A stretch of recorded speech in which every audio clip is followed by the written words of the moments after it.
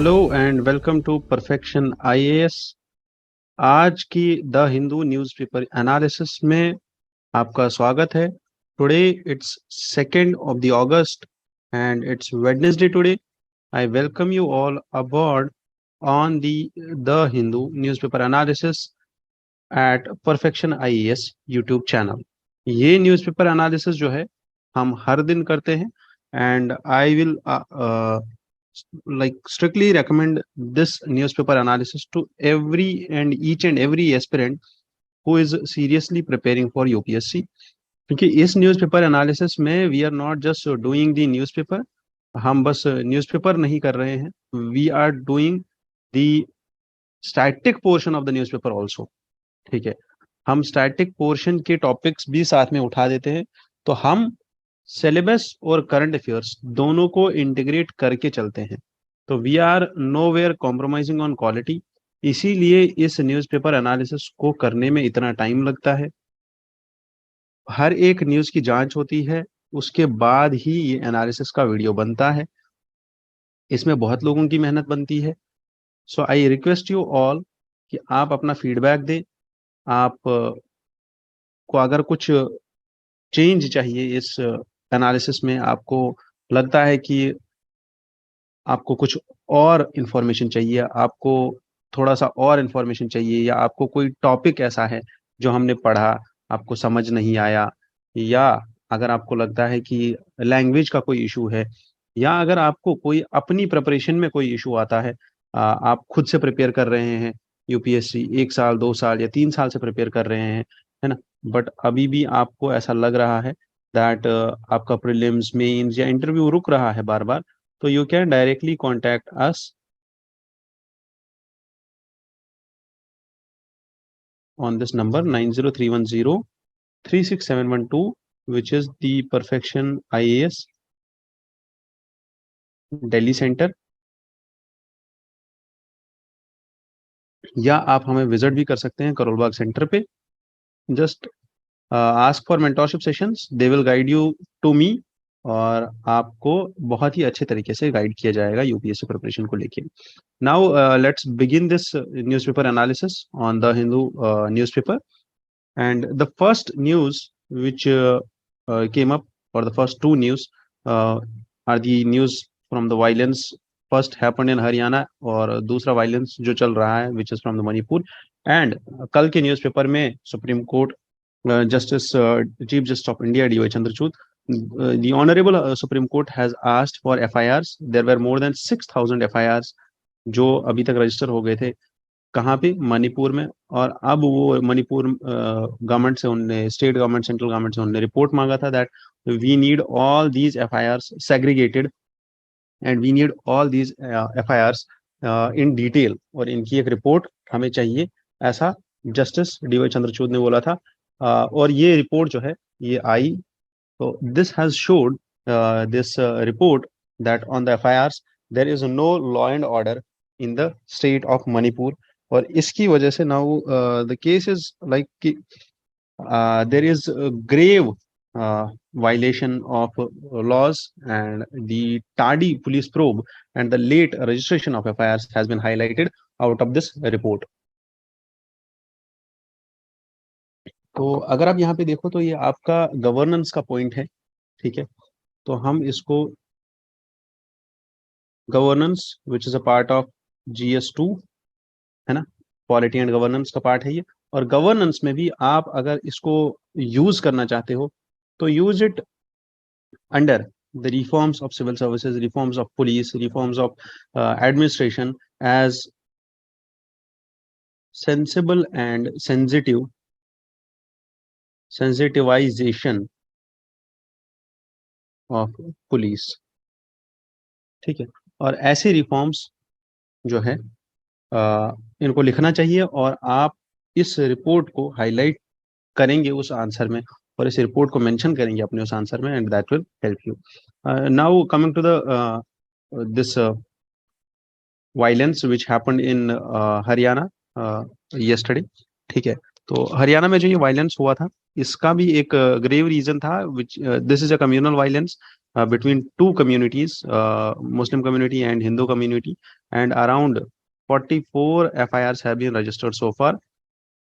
Now let the police and let the administration conclude this thing, और उसके बाद ही हम इस चीज पे दोबारा आएंगे कि इस न्यूज का एनालिसिस उसके बाद करेंगे, once the news is concluded. ठीक है, क्योंकि ऐसे डायरेक्टली कोई भी न्यूज उठाना, this is not something which is, हाँ ये place besides Nuh and which was this yatra, the yatra का नाम जो है ब्रिजमंडल जल अभिषेक यात्रा। ठीक है, तो ये सब चीजें जो है ये हम डिस्कस करेंगे, बट नॉट नाउ, बिकॉज अभी ये टॉपिक है मीडिया का, अभी ये टॉपिक है उनका जिनको मसालेदार न्यूज चाहिए होती है। ठीक है, we will analyse it with the bureaucratic attitude, और उसके बाद ही हम देखेंगे that what were the core reasons behind it, what were the consequences behind after this violence, and how was the violence dealt with, और इसमें क्या steps लिए गए, वो सब चीजें देखेंगे। जैसे हमने बोला कि हम मणिपुर वायलेंस को भी वैसे ही देखेंगे विद द ब्यूरोक्रेटिक एटीट्यूड। ठीक है, moving ahead, 20 people crushed to death as the Thane Grider launcher fails। अब हुआ क्या है, समृद्धि एक्सप्रेस वे, और समृद्धि एक्सप्रेस वे कहाँ पे है?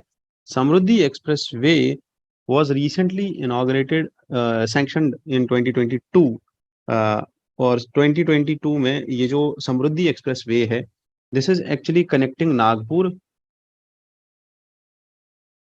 टू मुंबई। ठीक है, ये जो एक्सप्रेस वे है नागपुर में, this express way is a super communication express way.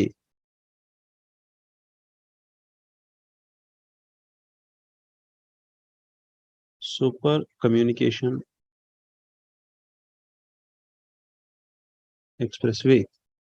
ठीक है, और ये सुपर कम्युनिकेशन एक्सप्रेस वे ये 6 लेन्स की है, दिस इज 6 लेन्स वाइड, और इसका जो रूट है, it passes through 3 wild life sanctuaries.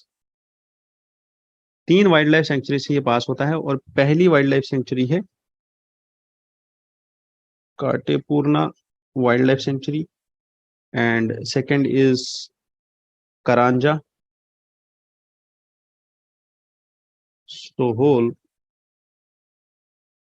Black buck sanctuary, which is in Washam, and this is in Akola, and third one is Tansa Wildlife Sanctuary, and this is in Thane। ठीक है, तो अभी क्या हुआ है, ये girder last में इसमें प्लेस कर रहे थे, इस हाईवे पे एक जगह फ्लाईओवर बन रहा था, वहां पे ग्रिडर लास्ट में प्लेस करते हैं, तो उस टाइम पे वो ग्रेडर नीचे गिर गया, और उसकी वजह से बहुत सारे लोग अपना like they lost their lives.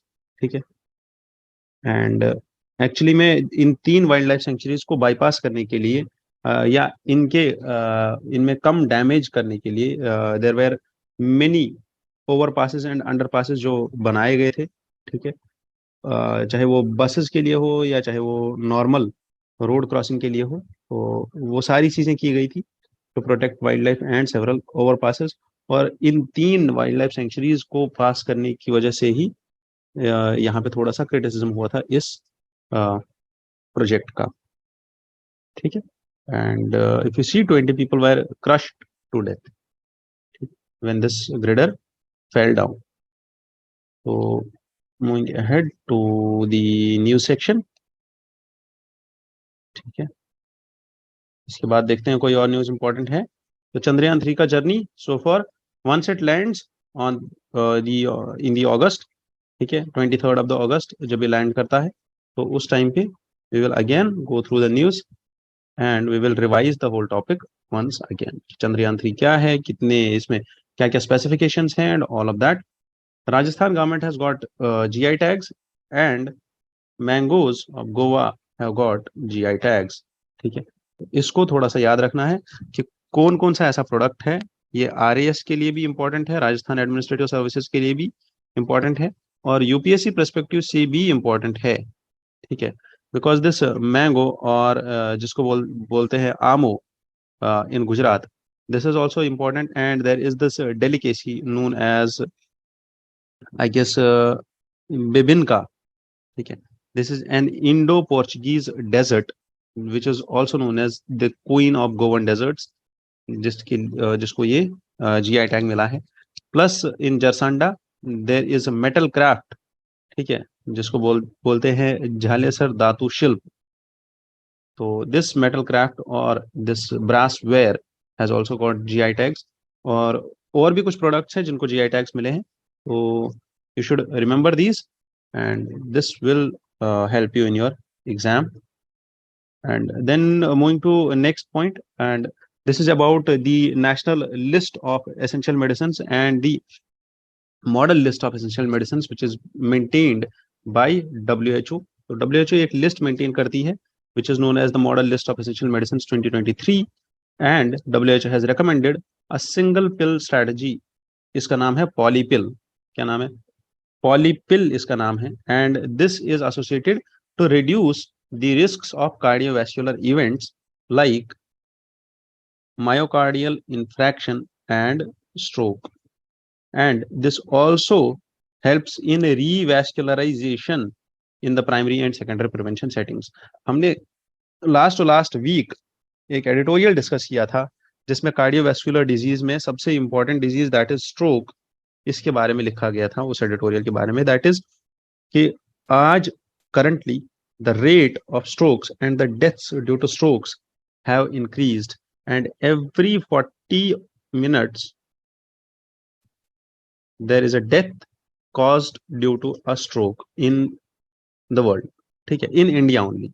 Every 40 minutes there is a death caused due to strokes in India. ठीक है. सो पर्टिकुलरली अगर आपको पता हो, अगर आपको इस चीज की जानकारी हो कि स्ट्रोक आता है कैसे, एक्चुअली में होता ये है due to high BP and due to sedentary lifestyle, जिसकी वजह से now there is a problem which is happening, जिससे ब्लड में क्लॉटिंग होता है. ब्लड में क्लॉटिंग की वजह से आपका कोई वेन एक ब्लॉक हो जाता है, और उसकी वजह से या हाई बीपी की वजह से या abnormal functionality of the heart, उसकी वजह से the blood circulation acts abnormally, और उसकी वजह से फिर स्ट्रोक आता है. This stroke affects your brain. ठीक है, तो ब्रेन के पार्ट को अफेक्ट करता है. ठीक है, और ब्रेन के किसी एक पार्ट को अफेक्ट करके वो ब्रेन का एक पार्ट डेड हो जाता है, और उसकी वजह से इंसान स्पीच और एक्शन या पैरालिसिस का शिकार हो जाता है. ठीक. अब ये तीन चीजें ऐसी है, स्पीच, एक्शन या पैरालिसिस, या कोई पार्ट इंसान की बॉडी का ऐसा हो जाता है कि वो पार्ट ही फिर परमानेंट डिसेबल हो जाता है, या वो पार्ट ही फिर रुक जाता है और उसमें मूवमेंट नहीं होती है परमानेंट, या फिर स्पीच चला जाती है परमानेंट. तो now this polypill, this may help all of the patients, and this is something which WHO has recommended. However, with the UPSC perspective, we need to revise here. हमें ये चीज revise करना चाहिए यहाँ पे. That is the national list of essential medicines. ठीक है, तो national list of essential medicine जो है, this is maintained by union ministry of union health ministry जिसको बोलते हैं. ठीक है, हेल्थ मिनिस्ट्री इसको मेंटेन करती है. Currently there were earlier there were 384 drugs, और अभी इसमें ज्यादा ड्रग्स ऐड हुए हैं. 34 more drugs have been added in the list recently. और WHO भी एक, जो यहाँ पे लिखा हुआ था इस न्यूज में भी, that is the model essential medicine list, वो मेंटेन करती है WHO. अब जो national list of essential medicine है, दिस इज अ लिस्ट जिसमें उन मेडिसिन के बारे में लिखा जाता है जो एसेंशियल मेडिसिन होती है, और उनकी प्राइसिंग के बारे में लिखा जाता है. ठीक है, इनकी प्राइसिंग सेट की जाती है, और उस प्राइस से नीचे इनको नहीं बेचा जा सकता. और ये प्राइसिंग कौन सेट करता है? ये प्राइसिंग सेट करता है नेशनल फार्मास्यूटिकल प्राइसिंग अथॉरिटी. ठीक, और ये जो ये नेशनल फार्मास्यूटिकल प्राइसिंग अथॉरिटी है, ये इसलिए करती है ऐसा कि जितने भी एसेंशियल मेडिसिन है वो सबको अफोर्डेबल हो और सबके लिए अवेलेबल हो, और उन पे ज्यादा चार्ज ना किया जाए. ठीक है, So this list was earlier released by WHO, और इस बार अभी WHO ने 2023 के लिए ये लिस्ट रिलीज किया है. इस लिस्ट का पर्पस क्या होता है एक्चुअल में? Just to have this guide for safe and effective treatment of priority disease conditions. ठीक है, प्रायोरिटी डिजीज कंडीशंस का ट्रीटमेंट के लिए. ठीक है, this promotes rational use of medicine and this optimises the available health care resources. तो I guess that's all about this NELM. And a drug is deleted from NLEM once this a drug is deleted from the list if that drug is banned in India, or if there are reports for the drug safety. अगर उस drug के बारे में कोई भी एक ऐसा दवा है जिसके बारे में उसकी सेफ्टी के बारे में कंसर्न्स आ जाए, that this is not safe to use, then only उस ड्रग को वहां से रिमूव किया जाता है इस लिस्ट से. ठीक है, तो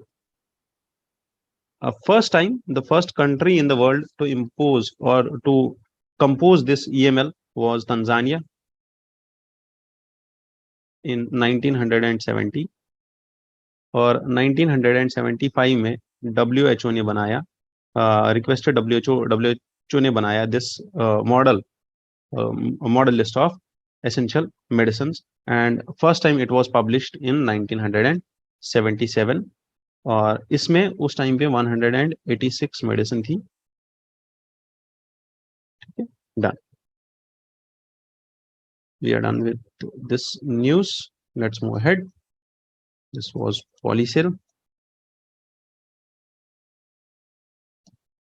So the dangers of digital data protection bill. This editorial is less important. ठीक है, क्यों? Because I read this editorial and मुझे उतना ज्यादा इंपॉर्टेंट लगा नहीं, क्योंकि ऑलरेडी हमने इस बिल को अच्छे से डिस्कस भी किया है, इसके प्रोविजंस को भी डिस्कस किया है. We will revise it once again, but this editorial is not of that quality जो हमें पढ़ना चाहिए. ठीक है, उतना ज्यादा नहीं है. So this editorial broadly talks about the executive vastly empowered to draft rules and notifications on a range of issues. India might end up with a law that takes away the right to seek personal information. ठीक है, so the Data Protection Bill of 2022 includes provisions to amend RTI Act, which has empowered millions of Indians since its enactment in 2005. तो RTI Act पे ये क्या affect डालता है, और ये DPDP बिल एक्चुअल में ये एडिटोरियल इसलिए आया है because this was referred to standing committee की रिपोर्ट आई थी, रिपोर्ट को एक्सेप्ट किया लोकसभा में, बट अपोजिशन का डिस्कशन नहीं हो पाया. क्यों नहीं हो पाया? Because they were protesting against Manipur. ठीक है, and this bill was not referred to the committee at all. ठीक है, तो opposition members walked out of the meeting of parliamentary standing committee and the members also submitted dissenting notes objecting to the adoption of the report on the DPDP bill. The bill was neither shown to the members nor formally referred to the committee. और अगर ये refer नहीं हुई है तो फिर committee की report कहाँ से आ गई और रिपोर्ट में क्या हुआ? That's all together a different thing. जब तक ये बिल एक्ट नहीं बन जाती तब तक let's see what happens in this bill. ठीक है, और इसके प्रोविजंस क्या क्या है? ब्रॉडली इसके प्रोविजंस हैं that this bill will become once it becomes a law. ठीक है, digital data protection bill. This bill, once it becomes a law, this will play a crucial role in India, especially अगर आप देखो तो similar provisions are there in GDPR, that is European Union, and this GDPR is world's most exhaustive privacy laws. However, the bill also subsumes certain contentious clauses such as exemptions to center and the agencies, which dilute the role of data protection board. So let's understand the bill. The objectives of the bill: first is it establishes a legal comprehensive framework.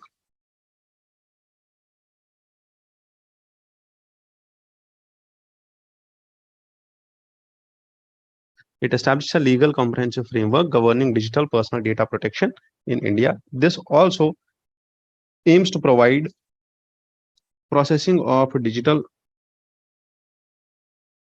personal data processing. ठीक है। इस bill के जो provisions है, इसमें online offline outside of India digital data personal data जो है वो अलाउ किया गया है now. Earlier there were stringent arguments about this thing, that data localization. Now this has allowed foreign data fiduciaries to process the data outside India. Plus this bill has also set up data protection board, Data Protection Board of India to adjudicate on non-compliances of this bill. There are other issues also, that is, for example, the deletion of the personal data. ठीक है। अगर deletion की बात की जाए तो once proposed for collection is no longer served or the retention is no longer necessary, कि आपको डेटा डिलीट करना चाहिए और आप अनलिमिटेड टाइम के लिए डेटा स्टोर नहीं कर सकते। ठीक है। And the purpose for which the data is collected, the data should be used for that purpose only, और कोई भी चीज नहीं होनी चाहिए इस डेटा के साथ। ठीक है। तो दीज आर सम मेजर्स जो आपको थोड़ा सा याद रखना चाहिए, और यहीं पे है थोड़े से प्रोविजंस इस बिल के। एंड आई गेस ये बिल ऑलरेडी डिस्कस हो चुका है। once this bill is passed, once this bill becomes an act through Rajya Sabha and President's assent, उसके बाद ही हम इस बिल पे डिस्कस करेंगे दोबारा से। and then comes the core comfort, that is the government's efforts to boost the core sectors। और अगर आप देखो तो ये पॉइंट हमारे मेंस के आंसर में काम आ सकता है, that recently the revival of Indian economy and the revival and the reformist approach of Indian economy, the expansionary monetary policy or the easing out of the monetary policy has led to monetary policy transmission, and then it has led to growth and investment in 8 core sectors जो हमने अभी जून के महीने में देखा। ठीक है। This is the point which we can use. However, इसके बाद जो ये सारा एनालिसिस लिखा है इस ऑथर ने, ठीक है, इसमें पूरा डेटा है, परसेंटेजेस है, और ये बस 6 महीने का डेटा है। This we can not remember, we can not recall it in our exams, बहुत लंबा पड़ जाएगा। रेस्ट इज हमें क्या याद रखना चाहिए, या हमें कौन सी ऐसी चीज याद रखनी चाहिए जो हमें एग्जाम में काम आएगी। That is this point, that how in June we witnessed a growth in 8 core sectors. However, अगर आपको 8 core sectors के बारे में पता हो, what are the 8 core sectors and why is the growth in 8 core sectors important? क्यों होती है ग्रोथ 8 core sectors में important? Because these 8 core sectors, they comprise around 47% of the weightage in 40.3% of weightage in index of industrial production, कि जितना भी industry से production निकल रहा है उसमें से 40% जो वेटेज है वो किसको दिया जाता है? These 8 core sectors. और इनका वेटेज जो है कैसे दिया जाता है? सबसे ज्यादा वेटेज है रिफाइनरीज का, उसके बाद इलेक्ट्रिसिटी, उसके बाद steel, coal, crude oil, natural gas, cement and then fertilisers. इस चीज को याद रखना है, ये एमसीक्यू में आ सकता है। ठीक है। Now what is this index of industrial production? This index measures actually the volume of production in industrial products, कि कितना प्रोडक्शन बढ़ा, कितना प्रोडक्शन कम हुआ। तो इसका नाम ही है इंडेक्स ऑफ इंडस्ट्रियल प्रोडक्शन। तो नाम से ही हमें याद रखना है कि ये चीज जो है इंडस्ट्रियल प्रोडक्शन को मेजर करती है। अब इसको कंपाइल या पब्लिश कौन करता है? That is central statistical organisation which is under Ministry of Statistics and Program Implementation. This comprises of the growth rate of industry groups. ठीक है, ग्रोथ ऑफ इंडस्ट्री ग्रुप्स। अब ये ग्रुप्स कौन कौन से हैं इसमें, इसको याद रखना है। तो सबसे पहला है that is broad sector, second is use based sector. ठीक है, अब ये ब्रॉड सेक्टर और यूज बेस्ड सेक्टर में क्या क्या चीज आएगी? ब्रॉड सेक्टर में there are mining, manufacturing and electricity, while as use based sector में there is basic good, there are capital goods and there are intermediate goods. ठीक है, so the base year for index of industrial production is 2011 से लेके 2012, 2011-12 इसका base year होगा। And यहाँ से जो डेटा हमें मिलता है that data is used by ministry of finance, ministry of finance, ठीक है, RBI, and this data is also used in GDP calculations. Done.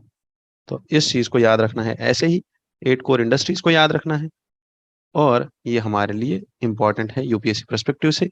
ये हमारे जीएस थर्ड, इंडियन इकोनॉमी का पार्ट है, और इंडियन इकोनॉमी में भी इंडस्ट्रीज टॉपिक एक आता है इंडस्ट्रीज के बारे में, वहां पे ये आप पढ़ोगे। ठीक है, तो let's move ahead to the next section. Climate finance adds another layer of inequity to climate change.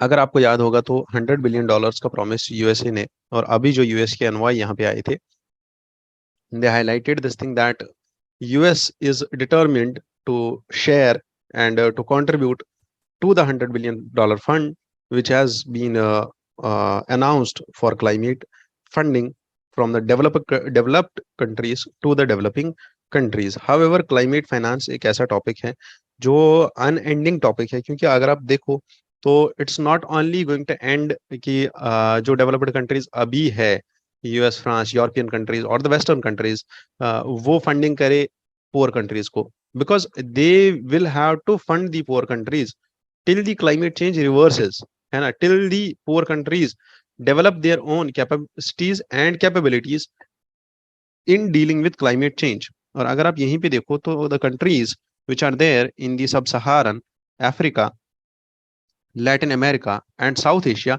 have historically contributed very less to the global warming. However, these are bearing the bigger brunt of the climate disasters. ये एक ऐसा line है जो आप सीधा अपने exam में अपने आंसर में यूज कर सकते हो। And this data here shows a baseline. अगर आपको ये समझना है, ये मैंने यहाँ पे हाईलाइट क्यों किया है, क्योंकि इसको समझना है। तो बेस लाइन टारगेट क्या था? Base line target is the per capita carbon dioxide emission. तो एक इंसान कितना CO2 इमिट कर सकता है पूरे साल में, दैट इज 2.3 टन्स। हाउएवर, जो अभी स्टडी हुआ है according to the Institute of European Environmental Policy, तो this baseline target was set by the European Environmental Policy Institute, और इनने बोला था that 2.3 tons only per capita emissions of carbon dioxide can be done. However, अगर आप अभी का study देखो तो it's already 4.7 tons per capita since 2010. तो अब ग्लोबल वार्मिंग को रिवर्स करने के लिए कितना ज्यादा काम करना पड़ेगा, that is something which we have to think about. तो what is this Institute of European Environmental Policy? This is an sustainability think tank. ठीक है, चलो, यूरोपियन और Institute of European Environmental Policy, this is a think tank and not for profit organization from last 45 years, and this works in 5 research areas for short term policy issues.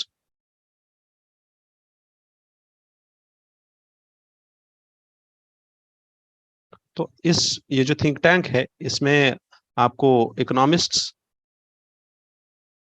Scientists, lawyers and researchers and policy experts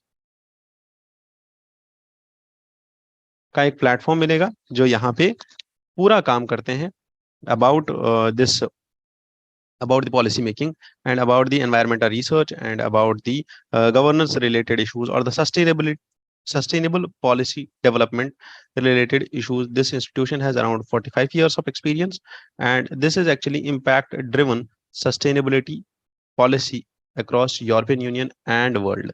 So that is why this thing was highlighted here.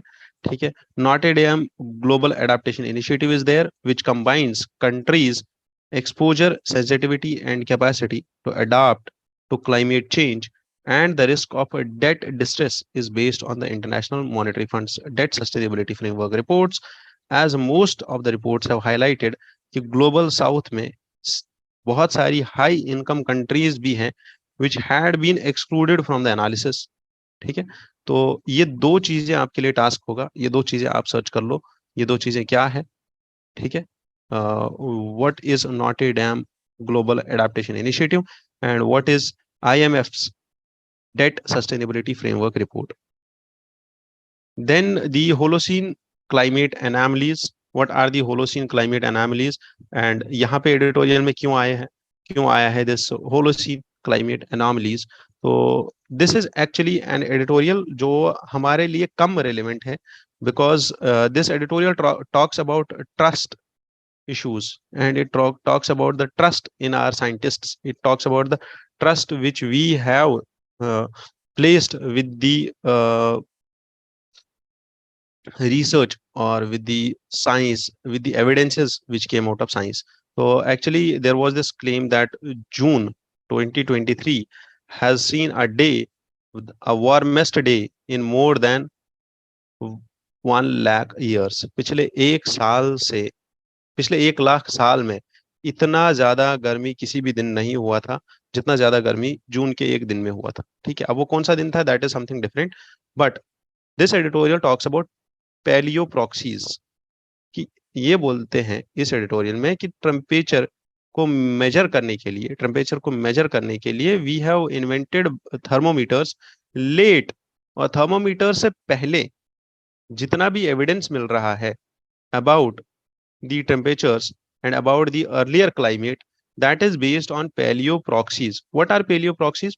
Paleoproxies are biological and chemical signatures of the temperature somewhere having been warmer or colder than a specific baseline temperature. कि for example अगर इनने एक baseline temperature ले लिया, उससे कम या ज्यादा temperature था इससे पहले, इस टाइम पीरियड से पहले, तो वो कैसे मिलता है? वो फॉसिल से मिलता है, वो कहीं से कोई एक्सकेवेशन मिला, तो all of that is called as proxy, है ना, क्योंकि डायरेक्ट एविडेंस नहीं है ना, हम इनडायरेक्ट एविडेंसेस लेके चलते हैं.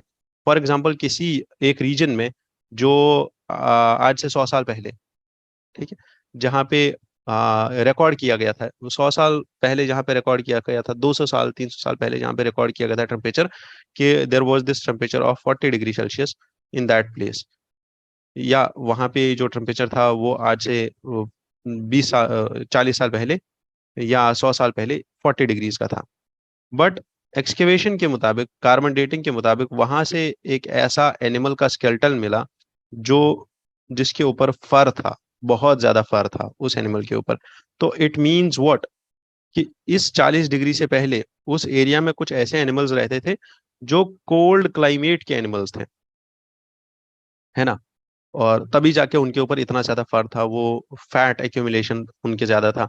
तो क्योंकि उनको कोल्ड क्लाइमेट सर्वाइव करना पड़ता था, और कोल्ड क्लाइमेट सर्वाइव करने के लिए दे अडेप्टेड टू दैट नेचर, और अब वो एक्सटिंक्ट हो गए। क्यों एक्सटिंक्ट हो गए? क्योंकि टेम्परेचर राइज हो रहा था। तो these are indirect evidences, these are biological and chemical signatures only. And now the thing is कि this editorial talks about these things, that how scientists derive information, derive the anomalies over shorter period through tree rings, corals, shells of marine and terrestrial organisms. But even here, the best of the paleo proxies only provide weekly or seasonal time scale, है ना, temperature anomaly estimates. तो कह रहे हैं कि actual में अगर आप देखो तो जितनी ज्यादा क्लेम्स की जाती है, ये क्लेम्स जो है, आप इनसे अपनी साइंटिफिक कम्युनिटी का ट्रस्ट मत खोइए। Balancing accurate and reliable information with the climate action is the only way to ensure trust in the scientists. ठीक है, तो there should be accurate and reliable information only. We should not squander the trust which could render irreversible damage. ठीक है, तो just being a climate sensitive person, or just being a climate enthusiast, or just being a person who is actually focusing more on the climate funding and reversing the climate change, or focusing on the climate resilient policies. So this does not mean that you will rely on such news and you will rely on such things, or these things should not be promoted by without having so much of accurate information. ठीक है, तो उतना ज्यादा important editorial नहीं था हमारे लिए। हमारे लिए जो इंपॉर्टेंट एडिटोरियल था है, that is this forest amendment conservation act 2023। And what is this amendment act, और ये क्या करेगा? This amendment act of 2023 has identified, तो अगर आपको याद होगा तो हमने इससे पहले भी डिस्कशन किया था about Godavarman case which was there in 1996, and Supreme Court in 1996 Godavarman case talked about that forest का डिक्शनरी मीनिंग। तो क्या हो सकता है फॉरेस्ट का एक डिक्शनरी मीनिंग? फॉरेस्ट का डिक्शनरी मीनिंग क्या होगा? डिक्शनरी मीनिंग होगा किसी भी एरिया में जहां पे बहुत सारे पेड़ एक जगह पे हो, और वो वास्ट ट्रैक ऑफ लैंड हो जहां पे बहुत सारे पेड़ हो। ठीक है, जहां का फ्लोरा एंड फौना इकोसिस्टम एक ऐसा बनाता हो जहां का फ्लोरा एंड फौना सर्वाइव कर रहा हो, और वो सेल्फ सफिशिएंट हो वो फॉरेस्ट। अगर सेल्फ सफिशिएंट नहीं भी है तो वहां से ट्रांसमाइग्रेशन होता होगा एनिमल्स का, बर्ड्स का, but yes that is a reservoir of flora and fauna. अब वो फॉरेस्ट गवर्नमेंट रिकॉर्ड में है या गवर्नमेंट रिकॉर्ड में नहीं है, that should be deemed as a forest. ठीक है, तो this forest anywhere should be deemed as a forest. और उस डिक्लेरेशन के बाद, इस जजमेंट के बाद, Supreme Court asked states to undertake exercises to identify and notify their deemed forest. ठीक है, जितने भी ऐसे फॉरेस्ट होंगे, डीम्ड फॉरेस्ट होंगे, वो आप निकाल के दो उसके लिए data.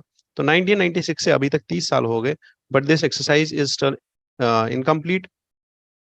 And now the act removes the checks and balances which were there on forest clearance and permission and the consent of the local community। अब इसको रिमूव हो जाएगा, बिकॉज ये जो आइडेंटिफिकेशन था या ये जो डेफिनेशन था, forest definition, this amendment bill talks about those forests only which are the forest recorded in the government records।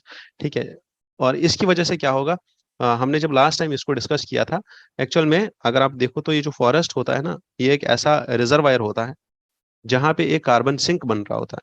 ठीक है, और हमें क्या करना है, ये अगर कार्बन सिंक है तो हमें क्या करना है, 2070 तक हमें नेट जीरो लेके आना है ना, ये टारगेट है हमारा।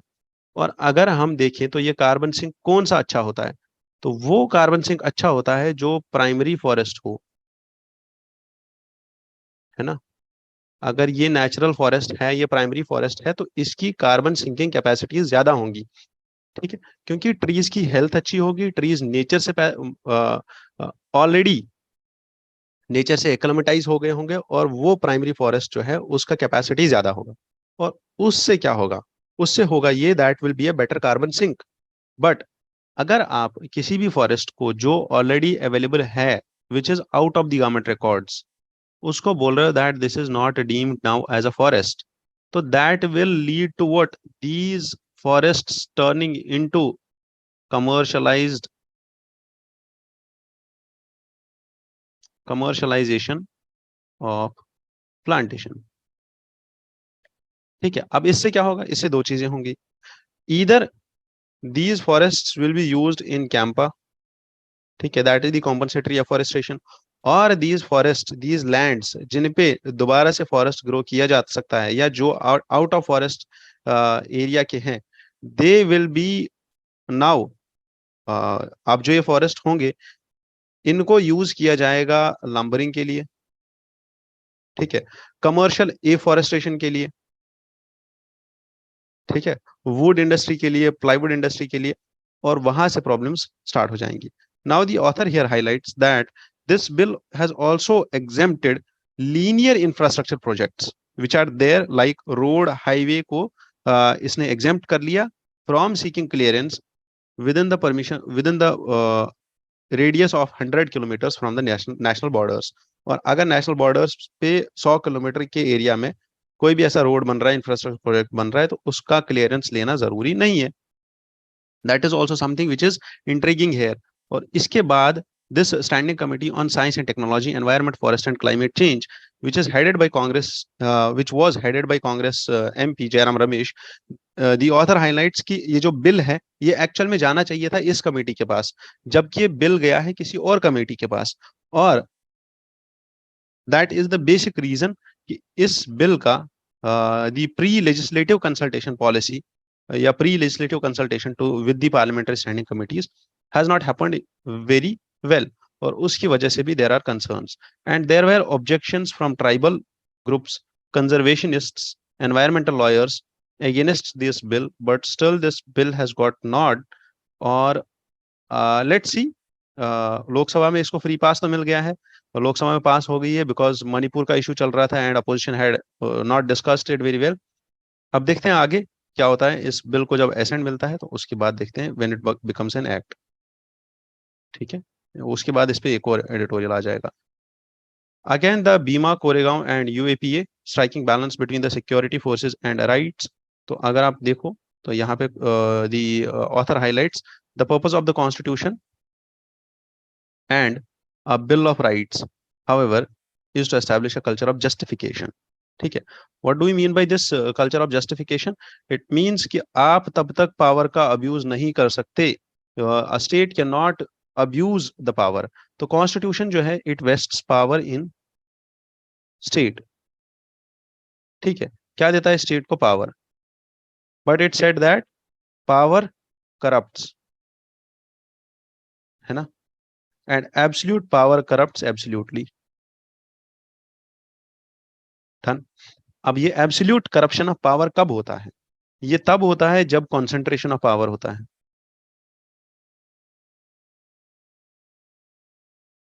इसीलिए हमारे कॉन्स्टिट्यूशन के आर्टिकल 50 में ये बोला गया है that there should be prevention of concentration of power.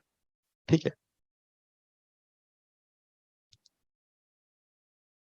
And there should be separation of executive and judiciary. being the DPSP of separation of power or helping in distribution of power and devolution of power, there are other provisions and there are acts which empower central government or state governments with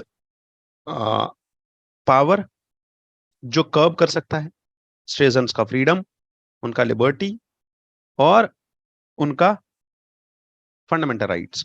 अब उससे होता क्या है, ठीक है, अगर आप देखो यहीं पे the author here highlights that the autocrat and the despot. और ये इंसान ऑटोक्रेट, ये डेस्पॉट, ये रूलर ऑटोक्रेट या डेस्पॉट कब बनता है, when he does not follow this principle, article 50 concentration of power नहीं करेंगे, what they will follow the maxims of absolute corruption and they will follow the maxims of absolute power concentration।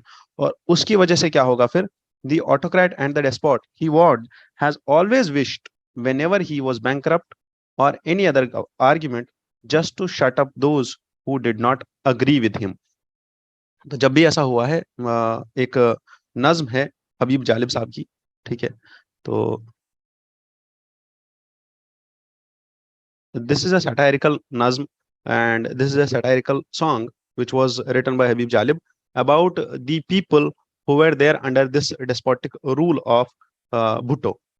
ठीक है, तो वो नज्म किसी और चीज में है, बट यस उस नज्म में कहते हैं Habib Jalib Sahab that you should shut all of those who are against your criticism, and that's where the autocratic and the despotic rule begins, that आप उन सब को साइलेंट कर दो जो आपके अगेंस्ट में बोल रहे हैं, ठीक है, whether it's dissent or whether it's argument or whether it's protest.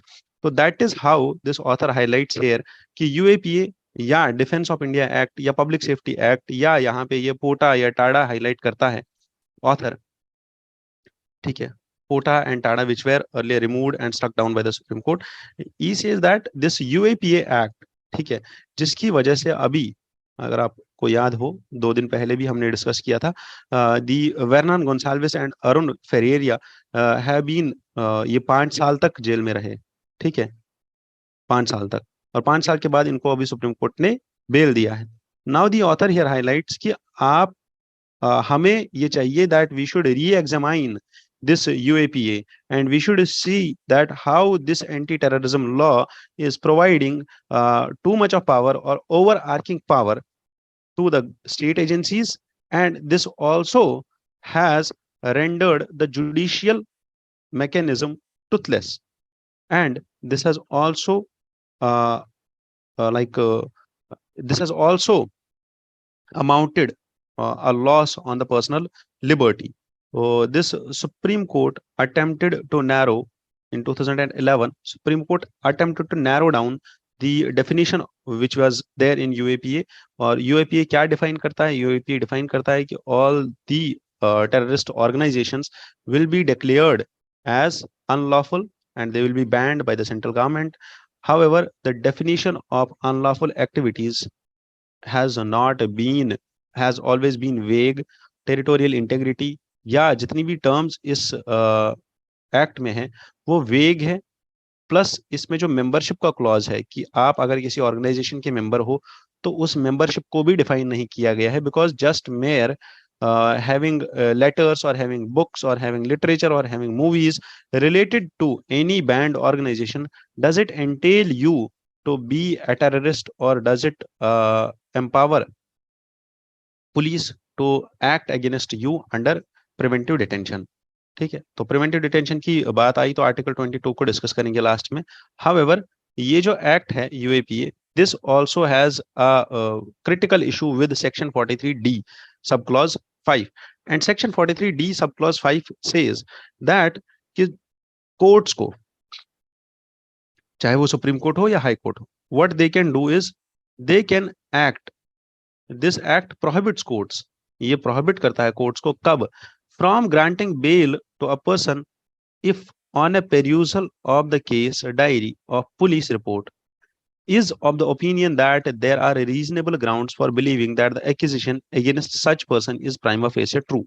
कि अगर पुलिस डायरी में जो लिखा गया है, जो एक्विजिशन दिया गया है, और अगर कोर्ट को ऐसा लगता है कि ये एक्विजिशन ट्रू हो सकता है, believing that the reasonable grounds are true, then it prohibits courts from granting bail. ऐसे कुछ provisions इसमें है, so जिसकी वजह से there is a lot of criticism of this law, and now it's being tantamounted that इस चीज को अब वापस वैसे ही करना चाहिए. There is a long period now that UAPA should face, the stringent provisions of UAPA should face the same destiny which the earlier acts have faced, that is जैसे टाडा का हमने स्ट्रक डाउन कर दिया, सुप्रीम कोर्ट ने पोटा को struck down कर लिया या पार्लियामेंट ने पोटा को रिपील कर दिया, वैसे ही इसका भी ये या तो रिफॉर्म होना चाहिए, या तो अमेंड होना चाहिए, या तो इसमें डेफिनेशंस आनी चाहिए, या तो इसको स्ट्रक डाउन करना चाहिए. And this will lead to change in a legal culture, जहां पे there were 2 cases from Bombay high court, ठीक है, जिसमें जजेस ने there was a show called as Kabir Kala Manch show, जिसकी वजह से, जिसमें 2 केसेस थे, बट उसमें हुआ क्या, एक केस में बेल दिया गया और दूसरे केस में बेल नहीं दिया गया, ठीक है, सेम हाई कोर्ट बट जजेस अलग अलग थे. तो एक केस में बेल दिया, दूसरे केस में बेल नहीं दिया, बट दोनों केसेस जो है, या ये वाला केस जो है सुप्रीम कोर्ट के पास गया और सुप्रीम कोर्ट ने इनको बेल दे दिया। ठीक है, now this author highlights that this should be the legal culture, और इसी लीगल कल्चर के अकॉर्डिंग अमेंडमेंट आना चाहिए, और इसी लीगल कल्चर के अकॉर्डिंग प्रोसेस होना चाहिए, that if there are not cogent proofs of criminality, अगर है ही नहीं तो बेल दे देना चाहिए। The one precious right to kill personality is to kill personal liberty is violating these acts and giving supreme power to the government. तो article 22 grants protection to the persons who are arrested or detained. ठीक है, तो this gives protection against arrest. ठीक है, अब protection देता है arrest के अगेंस्ट, है ना। तो इस आर्टिकल के हैं दो पार्ट्स। ठीक है, पहला part deals with ordinary law, इसको समझना बहुत अच्छे से। दूसरा part deals with preventive detention law. Done. And अब ये याद रखना है that this is an article, this is a fundamental right which provides you protection. ठीक है, तो प्रोटेक्शन कैसे प्रोवाइड करता है, तो ऑर्डिनरी लॉ के अंदर देयर आर प्रोविजंस कि आपको एक लॉयर दिया जाएगा, आप किस बेसिस पे आपको अरेस्ट किया गया है वो बेसिस बता दी जाएगी, 24 आवर्स के अंदर आपको जुडिशरी के पास पेश किया जाएगा। हाउएवर जो दूसरा क्लॉज है इसका, which gives which talks about preventive detention, it says that the detention, और आपको अरेस्ट किया जाएगा just on the basis that there are apprehensions and there is suspicion that someone may commit an offense. ठीक है, based on the previous evidences, based on the previous history of the same person. ठीक है, और the attempt to crime has to be preventive, so prevention of such crime. और यहाँ पे आपको arrest कर लिया जाएगा, अरेस्ट करने के बाद आपको 3 महीने तक अरेस्ट किया जा सकता है। 3 महीने के बाद अगर आपको रखना होगा तो वहां पे एक प्रिवेंटिव डिटेंशन बोर्ड होती है।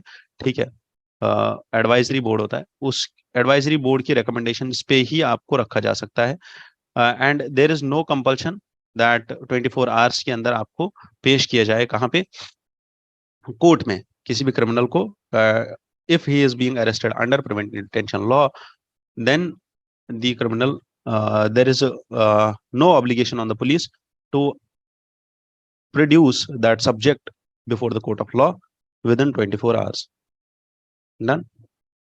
Moving to next, that is Justice Rohini Commission. ठीक है, अभी जो रिपोर्ट आया है जस्टिस रोहिणी कमीशन का, that is not yet public, अभी तक की रिपोर्ट पब्लिक में आई नहीं है। हाउएवर रिपोर्ट सबमिट की गई है, और रिपोर्ट सबमिट कहाँ हुई है, रिपोर्ट सबमिट हुई है ministry of social justice and empowerment.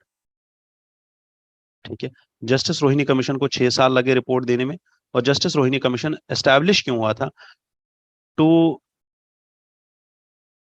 Consider sub categorization of OBCs, and this give the broad recommendation, ये है दैट कि सब कैटेगराइजेशन करना चाहिए, और उसमें भी जो डोमिनेंट कास्ट है उनको हटा के जो स्मॉलेस्ट शेयर, जिनका ये जो डोमिनेंट कास्ट है इसको स्मॉलेस्ट शेयर देना चाहिए हमें, किसका, 27% रिजर्वेशन का। इंदिरा सोहानी जजमेंट अगर आपको याद हो,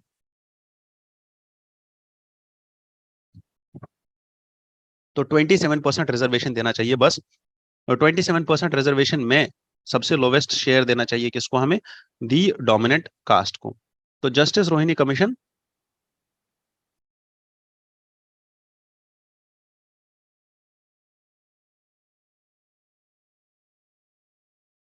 कब सेटअप हुआ था, ये 2017 में, 2017 में सेटअप हुआ था। और कैसे सेटअप होता है, प्रेसिडेंट सेटअप करता है commission under article 340। 2017 2 October. Done. Facts, this was headed by justice Rohini. Justice Rohini कौन थे, they are, he is a retired Delhi high court जज। ठीक है, and this was given the mandate of sub categorization of OBCs. अब terms of reference हमें याद रखने पड़ते हैं जब भी कोई कमीशन आता है, ठीक है। क्यों याद रखने पड़ते हैं? क्योंकि यूपीएससी क्वेश्चन पूछ चुका है already terms of reference about the finance commission. तो यहाँ पे रोहिणी कमीशन, इसका भी टर्म्स ऑफ रेफरेंस देखा जाता है, देखा जाएगा यहाँ पे what was the terms of reference of this commission. First is to examine the extent of inequitable distribution of benefits of reservation, ठीक है। And second is to work out the mechanism and criteria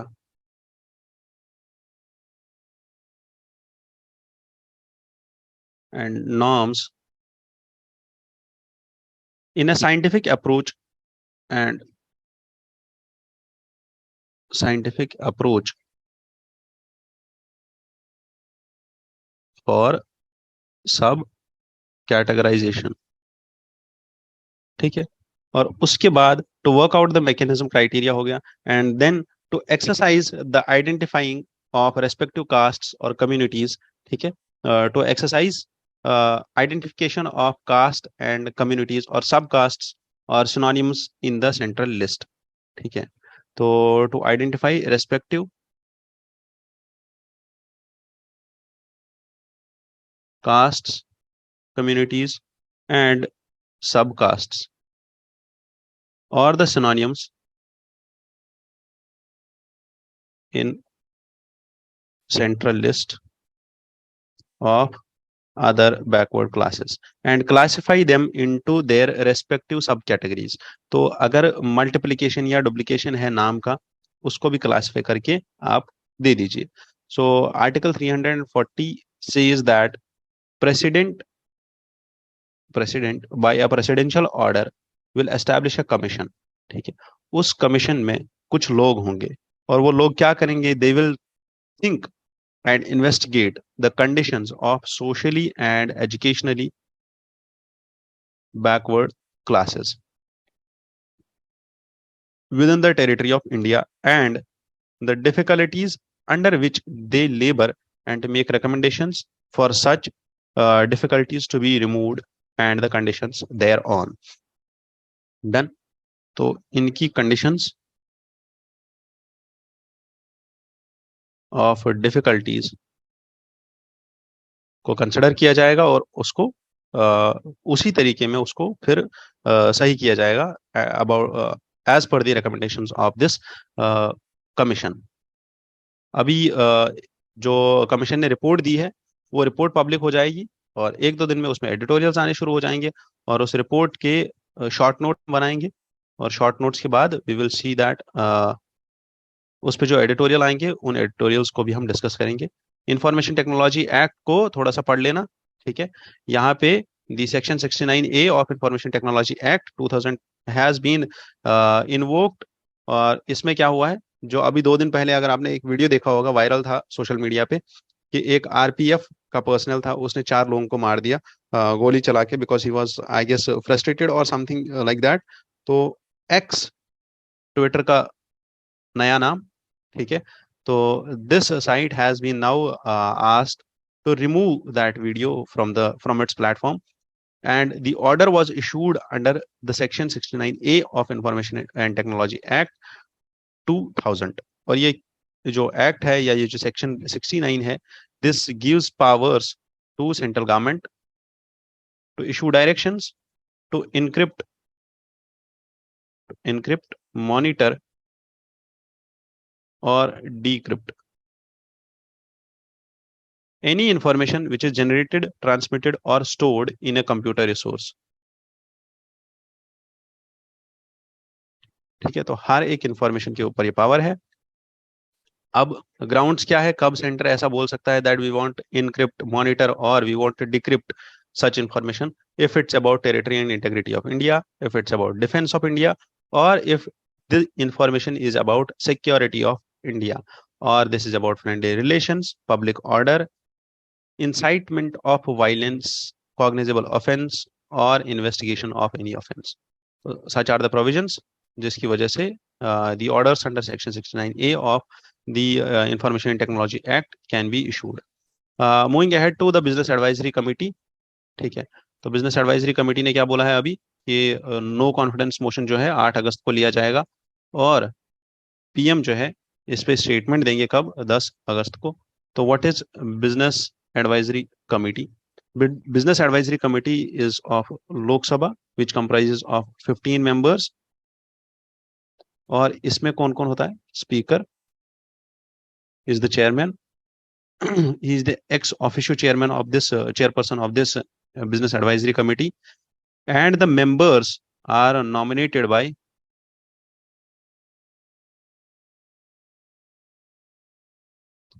ये nominate करते हैं members को और खुद ये क्या होते हैं? Chairperson ex officio. That is more than his own office. He is also holding the office of chairperson of BAC. So in practice, this committee generally meets at the beginning of every session. ठीक है, beginning of every section. This committee functions to recommend that allocation of discussion. ठीक है, discussion of government's legislative and other business, plus the speaker is a part of it, and speaker knows the allocation of business and the consultation also. The committee on its own initiatives may also recommend government to bring forward any matter of discussion in the house, and it can recommend allocation of time for discussions. This committee, the decisions which are reached by the committee are always unanimous in character, and the representatives of this committee have a collective view of the house. ठीक है, so first time this committee was established in 1952. ठीक है, 1952 में पहली बार BAC को बनाया गया था. And that's all about this committee. Pakistan is ready for talks if India will address its serious issues. तो ठीक है, अभी कोई मिनरल समिट हुआ था वहां पे, but yes, there will be developments coming up in India-Pakistan relations. और ये अच्छी बात है that our neighbor is now coming to the tables to bargain with us, है ना, because India's power has been increasing day by day, and it will be increasing day by day. And the all the other countries, whether that is West or East, whether that is West Asia or East Asia, whether that is Western developed nations or the European nations, they all will come to the bargaining tables, whether it comes to Russia-Ukraine debate or whether it comes to any other crisis, in whether it's a crisis in Nigeria, Myanmar, anywhere. So India has to play a role. ठीक है, तो India's role is now significant. Center owes 6,000 crore in MNREGS. ये point ऐसा है, आप इसको बस इतना ही पॉइंट याद रखो. ठीक है, and use this point as a point under critical analysis of whether it's universal basic income. ठीक है, आप इस पॉइंट को कहाँ कहाँ यूज कर सकते हो? आप इस पॉइंट को यूनिवर्सल बेसिक इनकम में यूज कर सकते हो, आप इस पॉइंट को कहीं पे भी यूज कर सकते हो, आप इस पॉइंट को अपने आंसर में यूज कर सकते हो. And this point can be used, where can be this point used?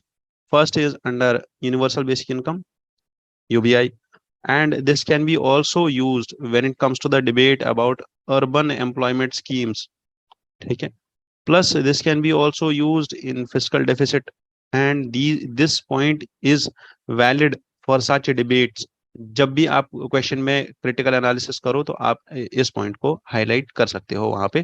तो इसका बस इतना याद रखो that centre is owing its debt to those who were promised under मनरेगा फॉर गारंटीड एम्प्लॉयमेंट. तो एम्प्लॉयमेंट मिल गया बट पैसा नहीं मिला, तो उस एम्प्लॉयमेंट का क्या फायदा?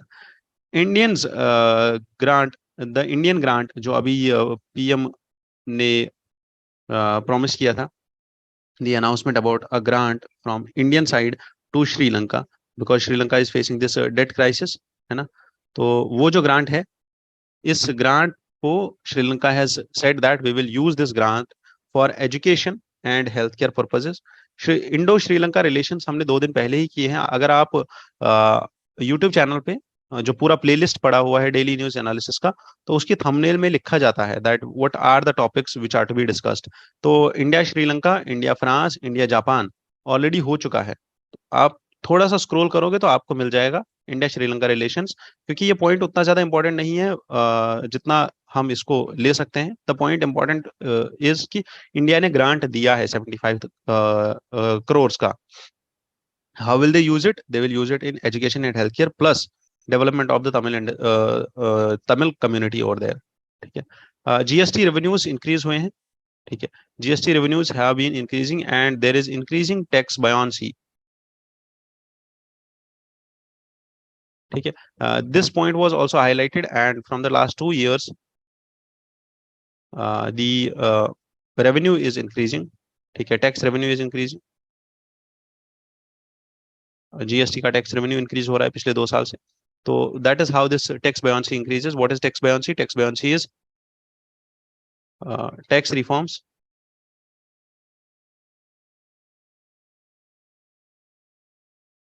vis-a-vis increase in tax revenue vis-a-vis increase in GDP। ठीक है। दैट इज बायोंसी कि reforms is to tax revenue and tax revenue is to GDP, that is net tax revenue is to GDP. ठीक है। So top 10 defaulters owe banks 40,000 crores. तो this is about those who are fugitive economic offenders, जो यहाँ पे लिखा गया है। ठीक है। fugitive economic offenders सबसे top most is the Gitanjali gems limited, जिसके ओनर है कौन? मेहुल चोकसी। और मेहुल चोकसी कौन है? He is uncle of Nirav Modi. और this point here, fugitive economic offender, fugitive economic offender, fugitive economic offender act 2008 में आया, 2018 में आया। ठीक है, sorry. And fugitive economic offender act seeks to confiscate properties of economic offenders. तो एक्चुअल में होता क्या है? ठीक है। कौन किसी को फ्यूजिटिव इकोनॉमिक ऑफेंडर जो है कौन होता है? फ्यूजिटिव इकोनॉमिक ऑफेंडर वो इंसान होता है जो यहाँ पे इंडिया में सेंट्रल बैंक्स के पैसे खा गया हो और पैसे खा के भाग गया हो। अब उसको डिक्लेयर कौन करेगा? Fugitive economic offender. उसको डिक्लेयर करते हैं पीएमएलए के अंदर। पीएमएलए के अंदर उसको डिक्लेयर करता है कौन? ED. That this person is now an economic offender. और पीएमएलए के अंदर इसको not actually ED but any court, ठीक है, declares this person as a fugitive economic offender. और उसके बाद रिक्वेस्ट जाता है इस पे दैट कि जो ये फ्यूजिटिव इकोनॉमिक ऑफेंडर है इसका एक्स्ट्राडिशन हो। ठीक है। What is extradition? कि किसी कंट्री में जहां पे ये छुपा हुआ है वहां से इसको निकाल के वापस ले आया जाए। फ्यूजिटिव इकोनॉमिक ऑफेंडर एक्ट क्या करता है? This confiscates properties of these members. जो भी ये लोग होते हैं, जो ऑफेंडर होता है जिसने एटलीस्ट 100 करोड़ का 100 करोड़ का घपला किया होगा। ठीक है। तो Nirav Modi was 13,000 crore and now it's 10,000 crore, 14,000 crore and more than that. तो some of the offences listed in the act are, क्या क्या ऑफेंस होता है इसमें? Counterfeiting of government stamps और करेंसी, चेक का डिसऑनर, चेक जो है बाउंस हो जाना, मनी लॉन्ड्रिंग का केस, या फिर डिफ्रॉडिंग ट्रांजैक्शन, डिफ्रॉडिंग दी क्रेडिटर्स, जिनने कर्जा दिया है उनको डिफ्रॉड करना, उनको बोलना हाँ हमने पे कर दिया, या फिर कैसे करके ट्रांजैक्शन को घुमा के दिखाना कि हाँ हमने क्रेडिटर्स को पैसा दिया या नहीं दिया, और पैसे को घुमा के दिखाना। ठीक है। That is something very different. वो एक वे आउट होता है कि पैसा ना दिखाना, इनकम ना दिखाने का तरीका। ठीक है। तो the declaration of fugitive economic offender जो है इसके लिए एक स्पेशल कोर्ट होता है जो इस बंदे को डिक्लेयर करता है as fugitive economic offender under PMLA 2002। ठीक है, एंड देन ओनली इसके राइट जो प्रॉपर्टीज होती है उसको कॉन्फिस्केट किया जाता है, and all the property will be vested with central government. ठीक है, I guess that's it for this, not that much of news. Plus इसमें एनफोर्समेंट डायरेक्टरेट है which is a specialised financial investigation agency. तो enforcement directorate का भी role होता है इसमें। Financial intelligence unit of India is the national nodal agency that receives, processes and analyzes। ठीक है,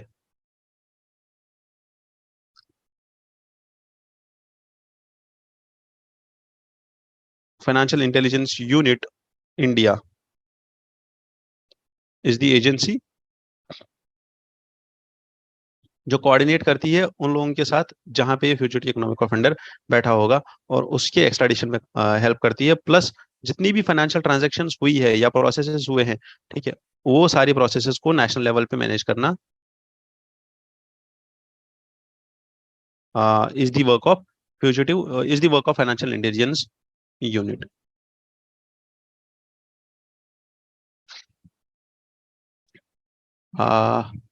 This is it. And this is all about the news. However, in the science section, there is this article about aspartame. ठीक है, और aspartame क्या है? Aspartame is a possible carcinogen। और क्या होता है पॉसिबल कार्सिनोजन या कार्सिनोजन क्या होता है? Carcinogen is such an element जिसका पॉसिबिलिटी ये होता है that it can cause cancer. ठीक है, and what is aspartame? Aspartame is a food additive. तो ये हर फूड में यूज होता है।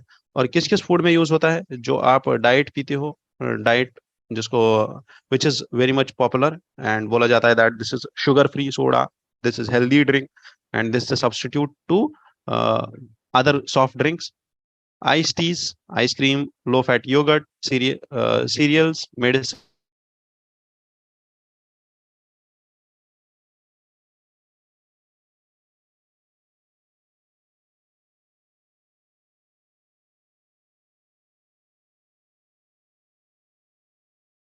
डाइट में यूज होता है कि you can not avoid it, it's very much difficult to avoid it.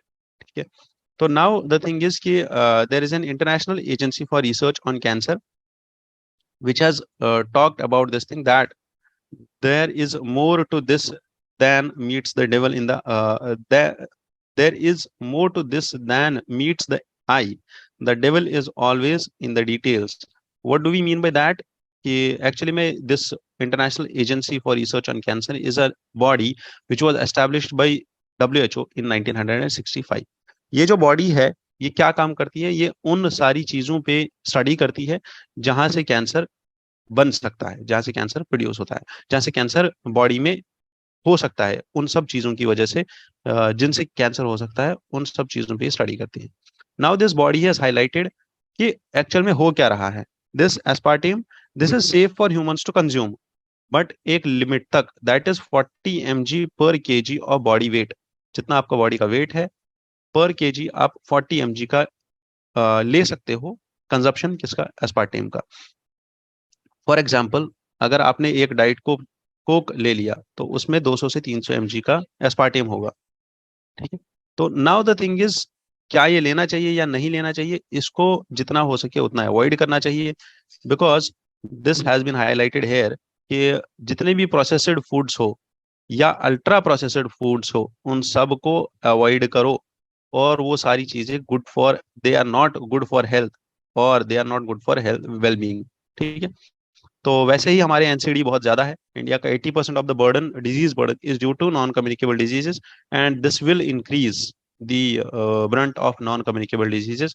तो अब जो ये कमेटी है ये 2 ग्रेड्स में बांटती है सारी प्रोडक्ट्स को जहां से कैंसर हो सकता है। तो ग्रेड 1 में वो चीजें हैं जहां से साबित हो चुका है, जहां से एविडेंट है ये चीज और सफिशिएंट एविडेंसेस मिले हैं that these products cause cancer, like smoking और प्रोसेस्ड मीट। बट ग्रेड 2 में जितने भी चीजें हैं उनमें पॉसिबिलिटी है या प्रोबेबिलिटी है that they will cause cancer.